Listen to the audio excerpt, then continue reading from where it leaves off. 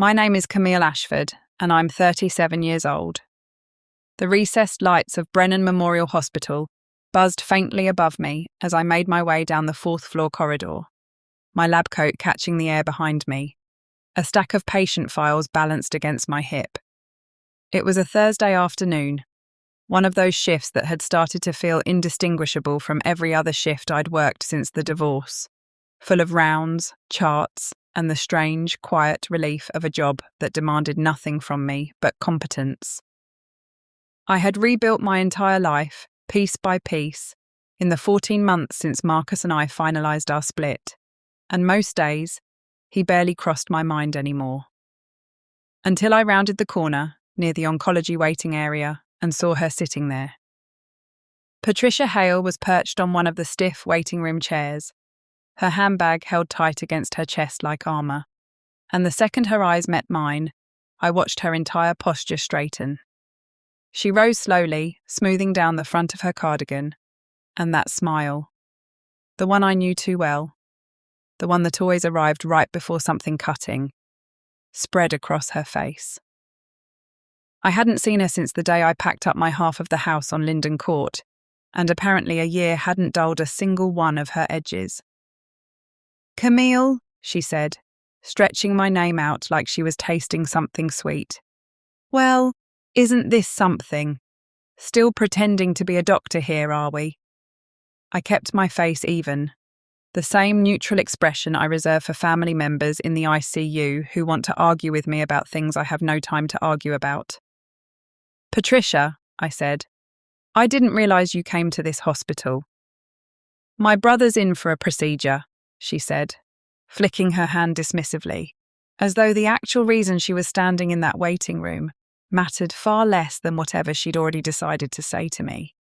She took a step closer, and I caught the same perfume she'd worn for the 18 years I'd known her, heavy, sweet, and just a little suffocating.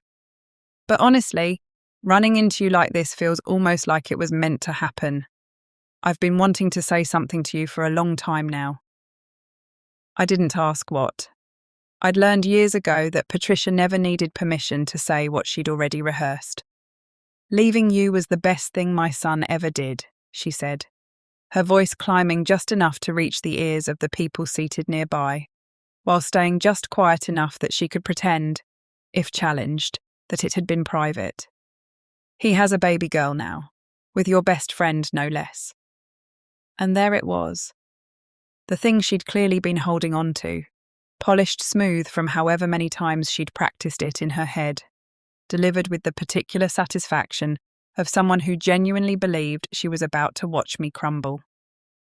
I thought about Renee, about 4 years as college roommates, about the maid of honour speech she gave at my wedding with mascara running down her face from crying so hard, about the way her phone calls had quietly stopped almost 8 months before my marriage actually ended, and the reason I hadn't understood until much, much later.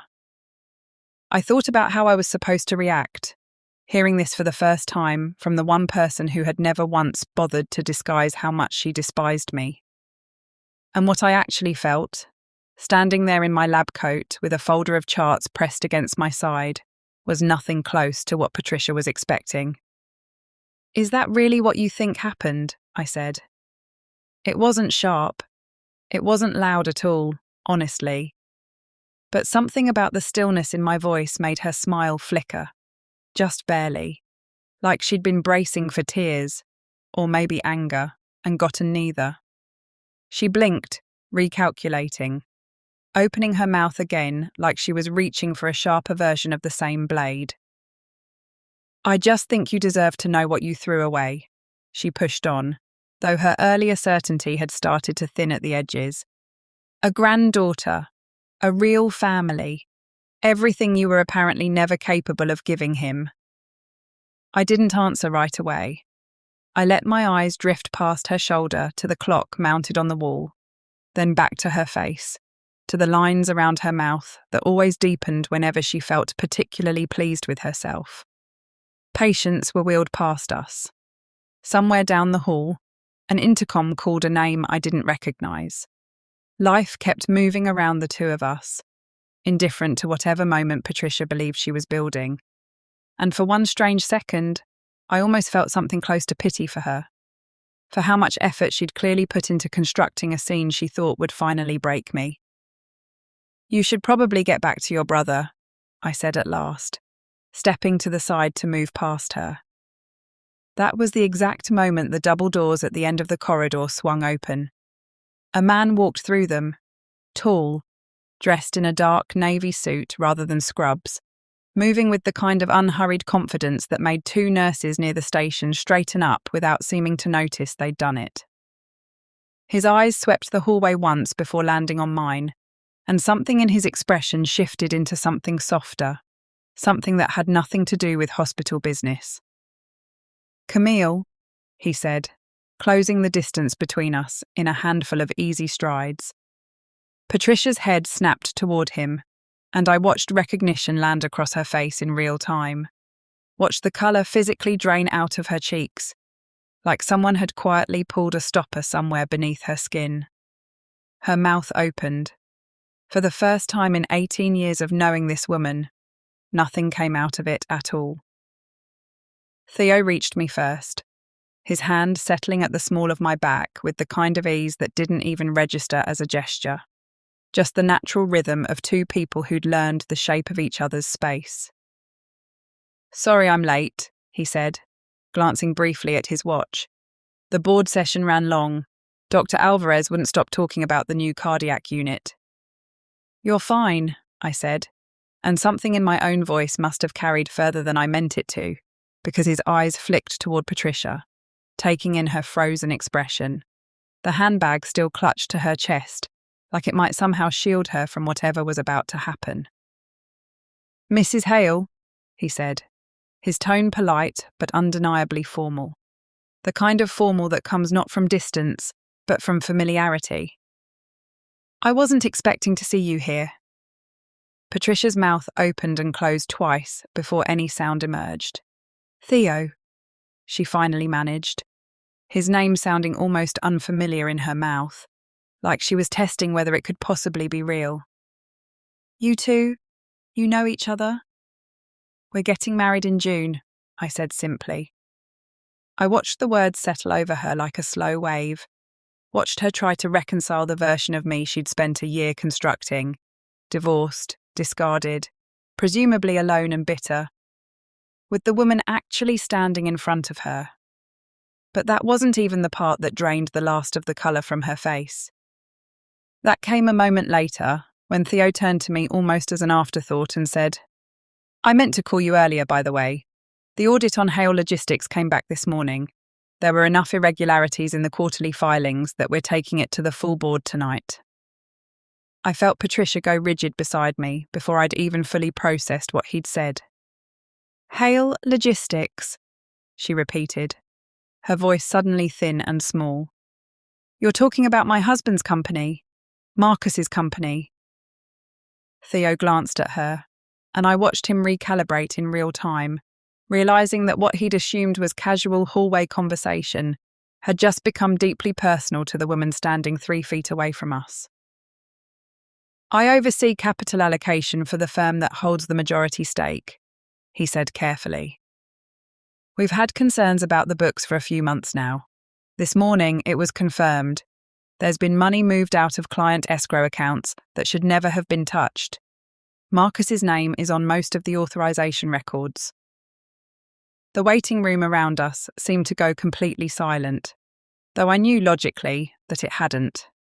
I just couldn't hear anything past the sound of Patricia's breathing, suddenly sharp and uneven. The sound of a woman watching her son's entire life come undone in real time, delivered in the same calm, unbothered voice that had just told me about a board meeting running long. That can't be right," she said, though there was no real conviction left in it. "Marcus is careful. He's always been so careful with money." "I'm sorry," Theo said, and he genuinely meant it, because that's simply who he is, kind, even while delivering news that would have given most people every reason to gloat. "There's a meeting tonight to determine next steps. I'd imagine he'll be hearing from legal before the evening's over." I thought about Renee then, about the life Patricia had described to me with such relish only minutes earlier. The baby girl, the perfect little family that was supposed to stand as proof I'd been the failure all along. I wondered if Renee even knew yet.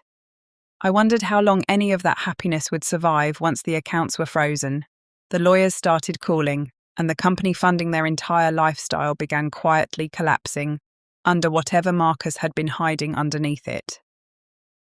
"I should go," Patricia said abruptly, the colour still gone from her face, her composure cracking at the edges in a way I had genuinely never witnessed in nearly 2 decades of knowing her. She turned without another word, walking briskly toward the elevators, her heels striking the tile floor in an uneven, hurried rhythm. I didn't feel triumphant watching her disappear around the corner.